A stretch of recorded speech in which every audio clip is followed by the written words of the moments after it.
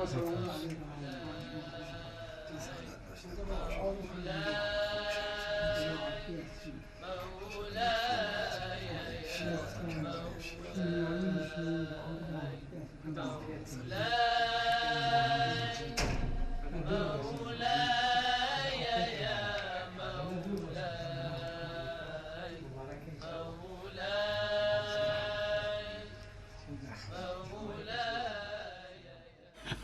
بالله من الشیطان الرجیم بسم اللہ الرحمن الرحیم.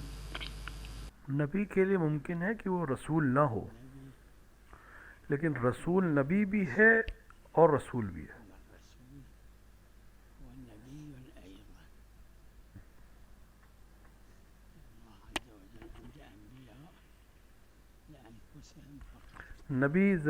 نبی ممکن ہے کہ وہ بیان کو یا پیغام کو دوسروں تک نہ پہنچائے.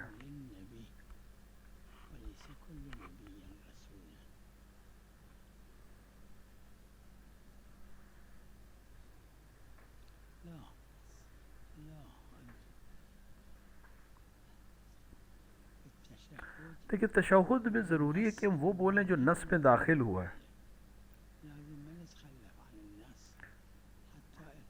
اب جیسے رسول اکرم کا نام ہے اس میں ہم محمد ابن عبداللہ نہیں کہہ سکتے. یہ چیزیں جو ہیں یہ نص سے خاص یعنی جو ائمہ سے وارد ہوا ہے اسی کو ہم بیان کر سکتے ہیں.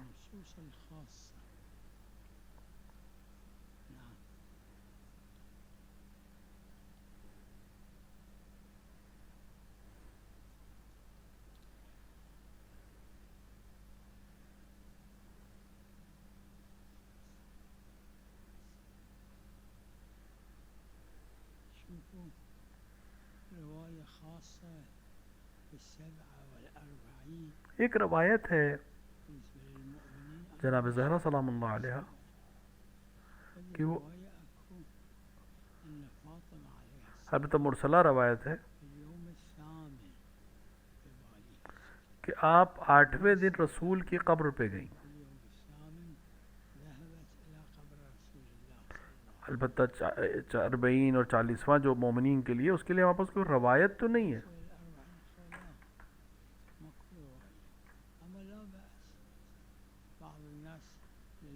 البتہ لوگ 3 دن تک سوگ بناتے ہیں. 3 دن تک کا حکم ہے کہ مثال کے طور پر ان کے گھر والوں کو دیں.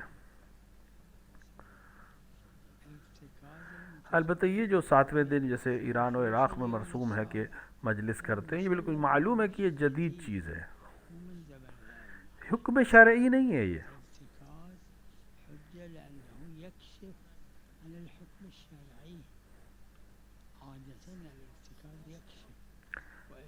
استحباب خاص بھی نہیں ہے، بس عام ہے کیونکہ مومن کے لیے اصحال ثواب کرنا مستحب ہے، لہٰذا یہ عمل بھی مستحب ہے.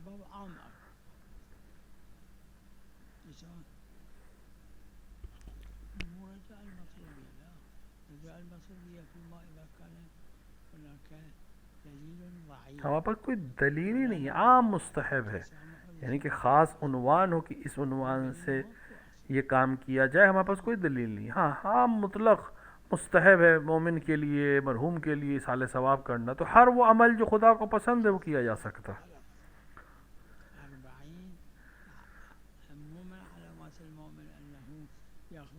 اربعین سے مراد صرف امام حسین کی 40 ہے. ہاں ہمارے پاس دوسری روایت ہے جو کہتے ہیں اپنے اموات پر رحم کرو، ترحم کرو، ان کے لیے رحمت پڑھو، ان کے لیے رحمت بھیجو.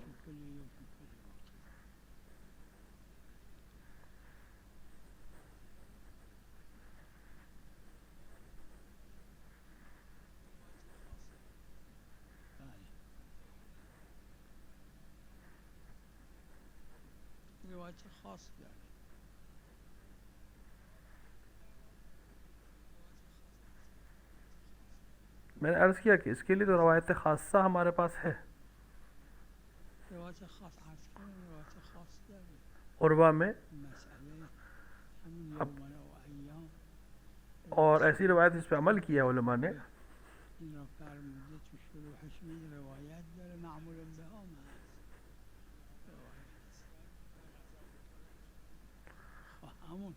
لولا الناس درست ولہذا وقتی کہ نسیان بکنه غذا بخوره اسی لیے بھول سے اگر کوئی انسان کوئی غلطی کرتے روزے میں تو اس کا روزہ باطل نہیں ہوتا ہے. اشکال نداره مفطرات نسیان خصوص غسل جنابت. ہاں چون اس کا مخالف داره اجماع روایت پہ مشہور نے عمل کیا. اس کا یہ مطلب نہیں کہ سب نے عمل کیا، ممکن ہے کوئی مخالف ہو جس نے عمل نہ کیا ہو، لیکن اکثر نے عمل کیا ہے. بله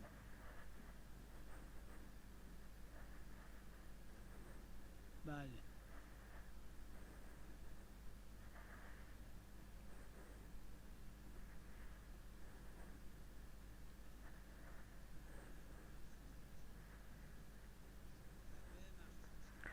ہبا ہونا یعنی کوئی خاتون اپنے آپ کو ہبا کر دے کسی کو، وہ صرف مخصوص ہے پیغمبر اکرم سے. مخصوص پیغمبر خدا صلی اللہ علیہ وسلم نه هبه نیست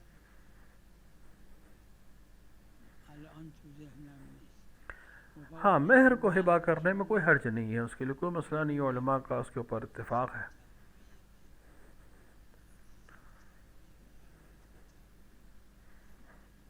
حسب تفویض یعنی وقتی که تفویض میکنه زن. دیکھیے اصل چیز ہے قصد کیا، یعنی خاتون نے جس مہر کو بھی طے کیا ہو، چاہے وہ مہر مثل سے کم ہو، رائج مہر سے کم ہو، تب بھی کوئی حرج نہیں ہو. اگر مطلق گفته و یک ارتکاز خاصی در این مطلق نی بله چرا نه حتی اگر کمتر مهر مثل باشه.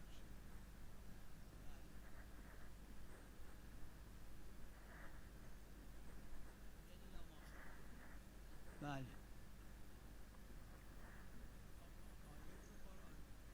الا ما خرج بالدلیل.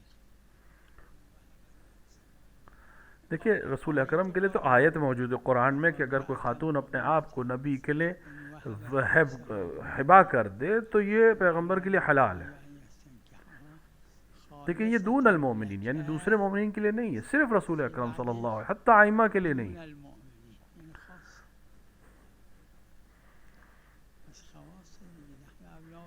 دلیل خاص پیغمبر صلی اللہ علیہ وسلم قرار داده. بله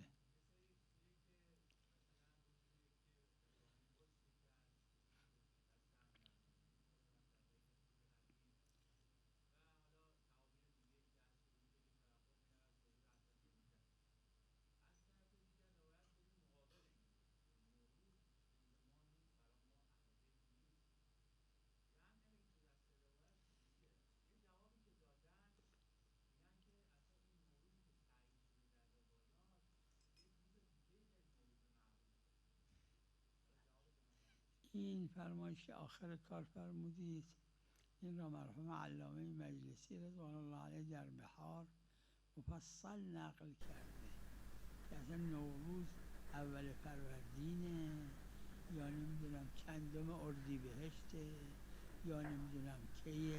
مرحوم علامہ مجلسی نے اما اصل نوروز بحار الانوار میں اس کو تفصیل سے نقل کیا صحبت اول کہ نوروز جو ہے پہلی فروردین یعنی ایرانیوں کا یہ روایات داره که اینا ائمه متعدد تقریر کردن نوروز را. روایت نفی هم داره همش هم مراسی خود نوروز میں دو طرح کی روایتیں ہیں. همش مراسیله. قاعده تسامح کسی قبول نداره همش رو قبول. ائمہ نے تعدد کے ساتھ تقریر کیا، یعنی آپ کے سامنے ایک بات ہوئی اور ائمہ نے سکوت اختیار کیا، اور دوسری روایت جس میں تائید کی ہے سب مرسلہ روایت ہے. قاعده تسامح بعضی اینجور جمع کردن که ذهن مرحوم لہٰذا قاعدہ تسامح کو اگر کوئی قبول نہ کرے تو نہ نہیں کی روایت کو قبول کر پائے گا، نہ اس بات کی روایت کو قبول کر پائے گا، کیونکہ کہیں پر بھی ہمارے پاس سند کے لحاظ سے صحیح روایت نہیں ہے. روزه و این چیزا احکامه مثل تو ایام سال یه روزایی هست یه مستحباتی داره بعض نے اس کو جمع کیا ہے روایات کو، کہ جیسے مرحوم بھائی نے بھی کہ جو امام نے منع کیا نوروز کو وہ عید ہونے کے نواز کہ عید ہمارے پاس صرف 4 ہیں. اب رہی بات اب دعا پڑھنے کی، نماز پڑھنے کی، تو سال میں بہت سے دن ہیں جہاں مستحب. دیکھیں مشرقین کے دور میں 2 عیدیں تھیں، ایک جمعہ اور ایک عید قربان، عید الاضحیٰ، جس کو اسلام نے آ کر تقریر کر دیا، یعنی اس کو ثابت رکھا.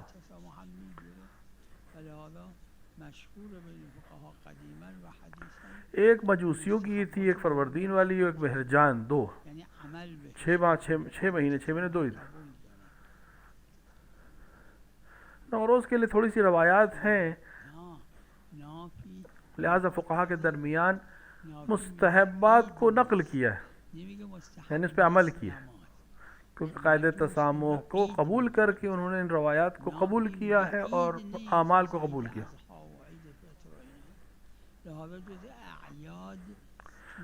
جو روایت نافی ہے وہ کہتے ہیں کہ عید نہیں ہے، اس کا یہ مطلب نہیں ہے کہ اس دن نماز مستحب نہیں ہے. نماز یعنی جو اعمال ہیں وہ کر سکتے ہیں، لیکن اس کو عید نہیں سمجھنا چاہیے.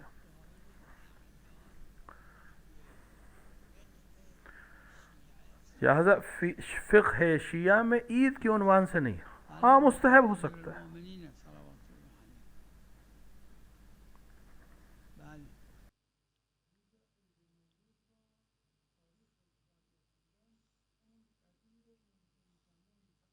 اینجور گفتن بله منافات نداره. علی کل میگم اینا تمامش روایاتیه که سند نداره، سند تام، یا مراسیل یا سند ضعیف داره. مخلوق قاعده تسامح گیری نداره. لہٰذا ان میں آپس میں کوئی مسئلہ نہیں ہے. تمام یہ روایات جن میں سند نہیں ہے، مرسلہ ہیں، یا سند ہی نہیں ہے یا سند ان کی بہت ضعیف ہے، تسامح کے لحاظ سے کوئی مسئلہ نہیں ہے، مستحب ہے. حتی صاحب عروہ نے بھی ان کو مستحبات میں گنا ہے، نوروز کے اعمال کو. اور جن فقہا نے حاشیہ لگایا ہے اور قاعدہ تسامح کو قبول کیا ہے، انہوں نے حاشیہ نہیں لگایا.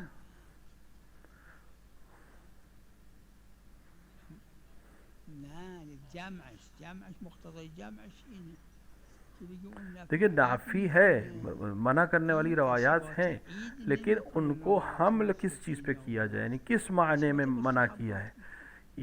عمل کو بھی منع کیا ہے یا عید کو منع کیا ہے.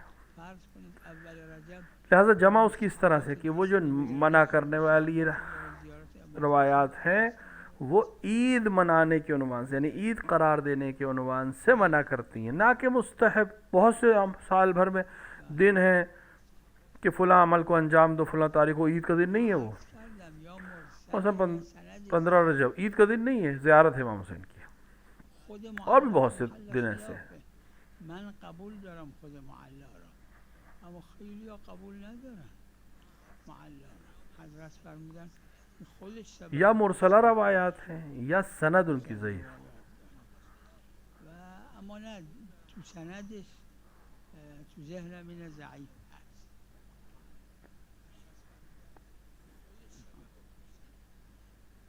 معلّہ ایک شخص ہے جس کے سلسلے میں حضرت نے فرمایا کہ خود مارا گیا اپنے عمل سے، لیکن بہت سے علماء اس کی روایت قبول نہیں کرتے. قابل نیست که این علمت حجت نی برای علم گیر نداره. گفتن لا اعتبار به علم الوسواسی، این عبارت دیکھیے عرفہ میں موجود ہے یہ جملہ کہ علم کے اندر شک نہیں ہو سکتا، یعنی علم ایسی چیز نہیں کہ اس کے اوپر وسوسہ کرے انسان. اگر علم ہے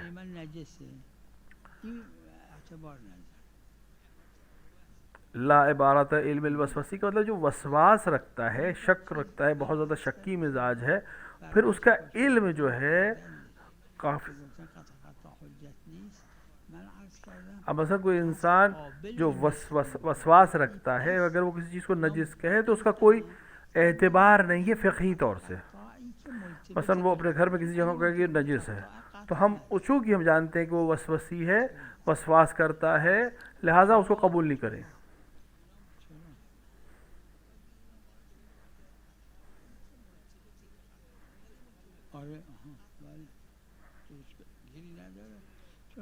که ملتفت وسواسیه یعنی ملتفته که حجت نیست علمی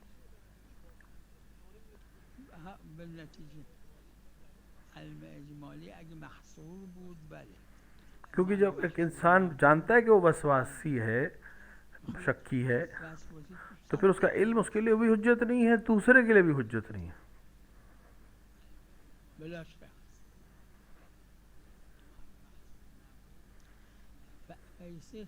فيصير موضوعي كل اشكال موضوع کیونکہ جو انسان وسواسی ہو جاتا ہے وہ ہر چیز میں بھی شک و شبہ کرتا ہے لہذا شریعت نے اس کو اعتبار نہیں دیا يذبح خروف هذا على قطع صار موضوع حتى إذا المريض ما صاير زين أما هو حصل له القطع هذا القطع الموضوعي سعته وضيقه بيد من جعله موضوعا اب ہر چیز جو ہے دیکھیے وہ نیت کے اعتبار سے مثلا کوئی انسان یہ طے کرے یا نظر کرے کہ اگر میرا مریض میرا بچہ بیمار جو ہے وہ ٹھیک ہو جائے گا تو میں ایک مثال کے طور پر ایک مرغ ذبح کروں گا یا گوسفند ذبح کروں گا اور اسے یقین ہو جائے کہ میرا بچہ اب ٹھیک ہو گیا جبکہ ابھی شاید دنیا کی نظر میں ٹھیک نہیں ہوا تو وہ اپنی نظر کو پورا کر سکتا ہے يجب بلا إشكال وبلا خلاف تعليم النساء مقدمات الوجود للواجبات عليها والمحرمات عليها يجب مو فقط جائز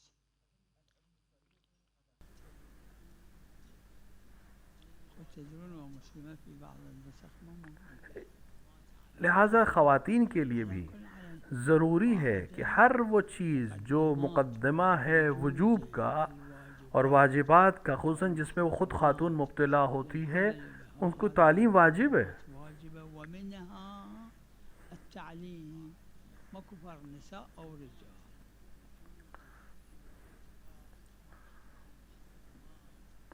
جو حرام چیزیں ہیں جو واجب چیزیں ہیں ان کا وجود کے سلسلے کے جو مقدمے ہیں اس کی تعلیم سب پر واجب ہے چاہے مرد ہو چاہے عورت ہو صلي باطل هذا بالإجماع لا يحتاج إلى القضاء أما المستبصر اللي أيام قبل الاستبصار أصلا ما مصلي ومو صايم جماعة قالوا يجب أن يصلي ويصوم بعد الاستبصار جماعة قالوا لا أنا من الذين بنظر أنه لا الإيمان يجب ما قبله دیکھیے جو مستبصر ہو گیا یعنی مذہب بدل کر کے مذہب پہ حق پہ آ گیا اگر وہ پہلے نماز روزہ رکھتا تھا کرتا تھا اپنے دین کے حساب سے تو تمام علماء کہتے ہیں مستبصر ہونے کے بعد دین حق کو قبول کرنے کے بعد اس کے لیے قضا نہیں ہے وہ سب صحیح ہے لیکن روایات سے یہ بنتا ہے کہ اگر کوئی شخص مستبصر ہوا لیکن جس سے پہلے کہ مستبصر ہوا نماز ہی نہیں پڑھتا تھا روزہ ہی نہیں رکھتا اس کے لیے قضا ہے وہ قضا اسے کرنی پڑے گی من لم يواري في البرية حجرا سيان عند الله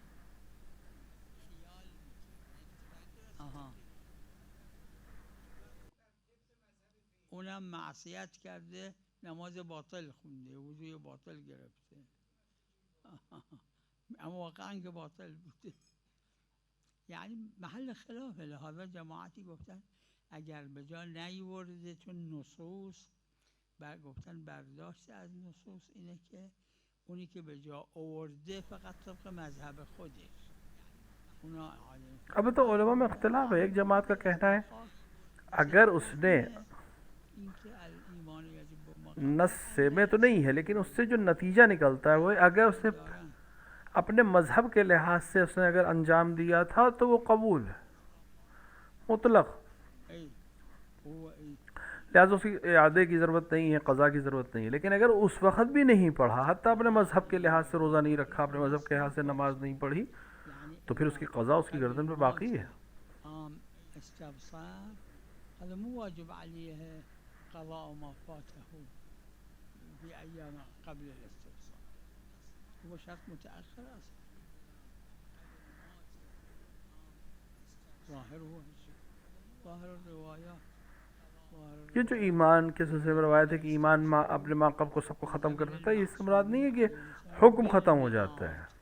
ومنهم زرارة وإخوانه وأخته الوحيدة، هذول زرارة وإخوانه مدري 9 8 10، وهذول كلهم مستبصرين. جو معصوم کے زمانے مستبصر ہوئے سینکڑوں کی تعداد میں، أبوهم چاہے زرارہ ہوں یا ان کے بھائی ہوں اور دیگر لوگ. مسلم غير شيعي ومات على ذلك، أعين اسمه زرارہ ان کے سارے بھائی 8 یا 9 بھائی، شيعة، هذول كانوا ان کے كما في كتب الرجال كانوا غير ان کے مستبصرين. زرارہ کے دادا مسیحی تھے، هذول ولوا باپ جو تھے منهم اس زرارہ کے وہ مسلمان ہوئے لیکن دوسرے مذہب پہ تھے، من زمن لیکن ان کی اولاد سب شیعہ ہو گئی، إلى الإمام العسكري. رجال میں اتنے عظیم مقام پہ پہنچے.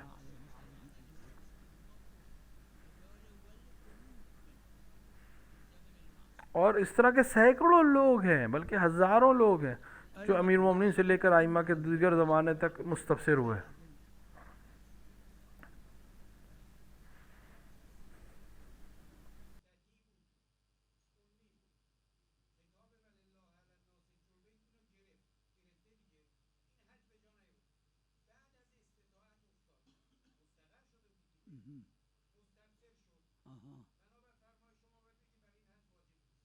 خب چه اشکال داره؟ ببینید، نه ببینید، فروع بر کفار واجبه یا نه؟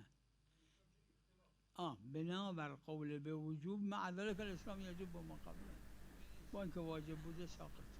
این دلیل نمیشه، کافی نیست. ما باید ببینیم اون دلیلی که میگه ساقطه.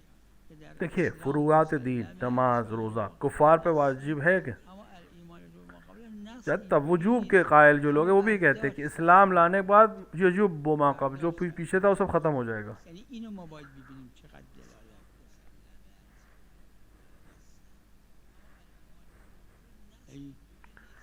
تو اسلام والے جو نص ہے وہ نص سے روایت ہے، لیکن ایمان والی جو روایت ہے وہ نص اس طرح نہیں ہے، نتیجہ روایات کا ہے. دونوں میں فرق ہے. من باب التنظير وبيان أنه لا يمكن الجاذبية التفكر فيه يوصل الإنسان إلى شيء. الجاذبية شنو؟ يعني آثار الجاذبية نشوف. فالتفاح من الشجرة من تنفصل توقع على القاع، هذا شنو خلاها توقع على القاع؟ ليش ما تصعد فوق؟ ليش ما تروح منها الجاذبية. أما الجاذبية هي شنو؟ دیکھیے جاذبیت، میگنیٹزم یا یہ جو چمبک کے اندر جو جاذبیت ہوتی ہے، گریوٹی جو ہوتی ہے، اس کی ذات کو کوئی سمجھ سکتا ہے نہیں، اس کے آثار کو سمجھ سکتا ہے.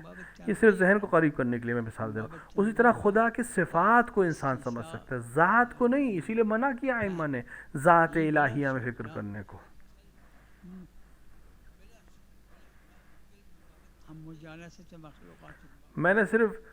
میں نے صرف مثال کے طور پر یہ میگنیٹ والی مثال دی، چمبک والی مثال دی ہے.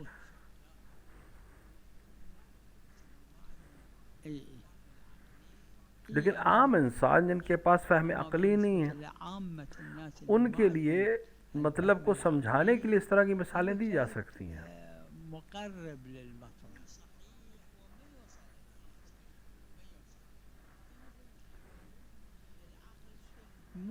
عقل کیا ہے؟ ذات عقل کیا ہے؟ کوئی انسان پہنچ سکتا ہے اس نتیجے تک؟ نہیں پہنچ سکتا. آثار عقل کو سمجھ سکتا ہے.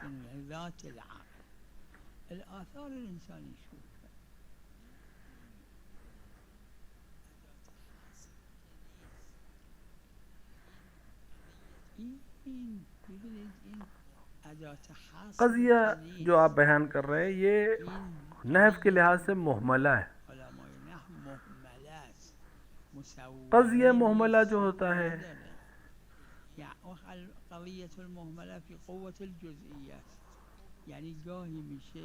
انسان غور و فکر کرے تو ممکن ہے کہ باطل سے صحیح کی طرف آ جائے گا، کفر سے اسلام کی طرف آ جائے. کبھی کبھی قضیہ محملہ ہے، کبھی کبھی یعنی گاهی قضیه محمله است تفکر ساعة خیر من عباد 70 سنة. یہ امکان رکھتا ہے کہ 1 گھنٹے کا تفکر 70 سال کی بات سے بہتر اما ہے، یه ساعت تفکر ممکن اور کبھی برعکس ہے. تو یہ امکانیات میں سے حصر نہیں ہے 1 ساعت تفکر اینو به بهشت کہ اللہ باللہ اسی معنی میں ہے.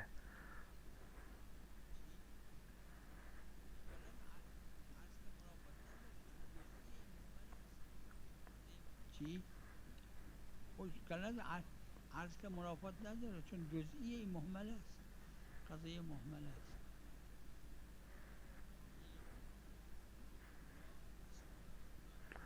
قرآن کی آیت، اللہ کا نام اور پیغمبر اکرم اور ائمہ کا نام، اس کو بدن سے چھونا بغیر وضو کے جائز نہیں ہے، کیونکہ مسا ہے یہ، یا به قول شما تچو بکنه. اور میں اعتماد دیتا ہوں کہ عربے میں ہے، چرا؟ چون این مس، کیونکہ مس کرنا، بدن کے کسی حصے پہ لکھنا یا لگانا، چون این مس ولا یمسه الا المطهرون مثلا باشه. ٹیٹو بنانا یا خال کو بھی کرنا، یہ جائز اس لیے نہیں ہے کہ مس ہے بالآخر، ہر وقت یہ وضو سے نہیں رہ سکتا، اور اس کو بغیر وضو کے چھوا نہیں جا سکتا.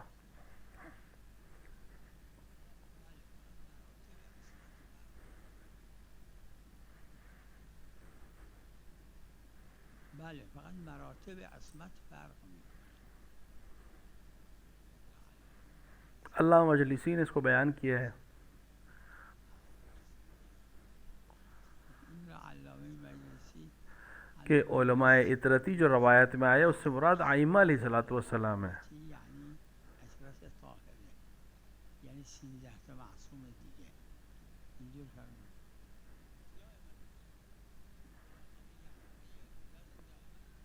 شنو؟ مو دائما هرچی اذا قضیه حقیقیه لازم دائما يكون هرچی.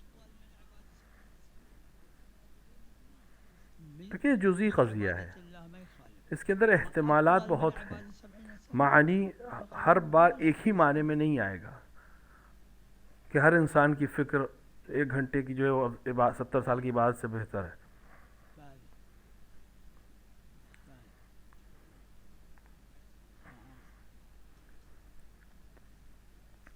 جو ابو ذر اور سلمان اور چون ان سے جو پیغمبر کی روایت ہے بله بله که به ابیذر و سلمان و عمار یه مشتی فرمودن کہ ہمارے اور تمہارا ملکیت میں خمس ہے، ملک من و شما خمس داره. لیکن وہ جو چیزیں کسی اور جو وقوف کی ہیں، جیسے حرم کی ملکیت ہے یا خیرات کی ہے ملکیت ہے، میدونم اما ملک جو ذاتی ملکیت ہوتی ہے ہماری آپ کی، اس پر خمس ہے. نه اونی که ملک من و شماست اون خمس داره اضافه. ان چیزوں میں ادله خمس و یک من خمس کے دلائل موجود نہیں ہے، جو مثال کے طور پہ ملکیت شخص کی نہ ہو، کسی جگہ کی ملکیت ہو، کسی اعتبار کی ملکیت ہو. بله اگر شخص ملکیت ہے تو یقیناً اس پہ خمس ہے. میدونم اگه تملیک شخصی شد بلا اشکال خمس داره، اما گاهی تملیک شخصی طریقیت لیکن کبھی کبھی ایسا ہوتا ہے کہ نام کسی شخص کا کیا ہے لیکن مالک وہ نہیں ہے، مالک جو ہے وہ ایک فاؤنڈیشن ہے، وہ ایک سوسائٹی ہے، صرف اس لیے رئیس کے نام کیا ہے کہ مثلا قانونی لحاظ سے کوئی مسئلہ نہ ہے، تو یہ شخصی ملکیت نہیں ہے. خمس داره اگه قیمتش بالا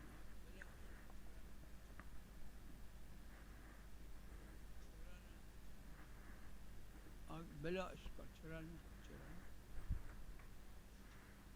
چرا نه؟ چرا نه؟ و صلی الله علی محمد و آله الطاهرین.